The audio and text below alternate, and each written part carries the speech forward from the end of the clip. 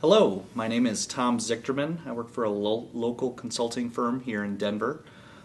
Thank you for the opportunity to speak with you. The course we're going to be offering is called Legal Lightning, Using Technology to Spark Efficiency and Profitability of Your Practice. In the content of this course, we're going to be covering how to make your practice more efficient through the use of technology. This time of year is a really good time to self-evaluate your practice, whether you're a solo practitioner or mid-size or large-size law firm, and how you gain efficiencies through the use of technology. We're going to talk about everything from how to use technology in Office, in Outlook, and other pieces of technology you might have on your system right now, to making purchasing decisions and what goes into those purchasing decisions. Over the years of supporting law firms, I've seen the vendors break up into specific categories, and we're going to cover all those categories. One being practice management, 2, time and billing, 3, document management, and then the last one is the technology infrastructure that all these pieces of software reside on. When making a decision on practice management, you should really look at your law firm and how you work. Do you work remotely? Do you work locally? Do you have several people that work with you? How do you manage the communications with those people? And what kind of law do you practice? All those decisions and all the answers to those questions go into what kind of practice management system will you buy. I'm going to offer some suggestions of different types of practice management systems in the market, and those vendors, which ones to use, which ones shouldn't, based off of the type of practice that you run. The next section is time and billing, probably the most critical decision of technology that you make in terms of how you get paid. So the decision to go with time and billing is what kind of complex billing rules do I have? Do I do e-billing or task billing? Do I need to go through electronic billing processes, or do I like to print out my bills?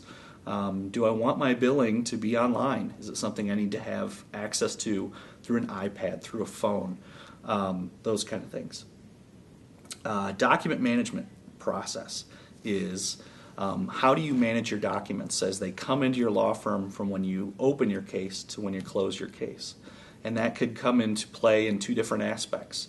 Working documents, which is the creation of Word documents, emails, PowerPoint presentations, Excel documents, so on and so forth. And the collaboration of those working documents throughout the office day. The other could be electronic discovery. If you get the big banker's boxes full of documents and you need to evaluate the content of all those documents that come in as it pertains to a case that you're in litigation with, the kind of software that makes that process a little bit easier to overcome is something you should take into account. Some document management systems could be something as simple as Adobe Acrobat Professional, which is something most professionals have on their desktop already. The use of that particular technology to OCR scan documents so that they can be searchable for electronic discovery is something we discuss in this class. We talk about some different vendors that can supply everyday document management to everyday people, and that's not going to cost you an arm and a leg.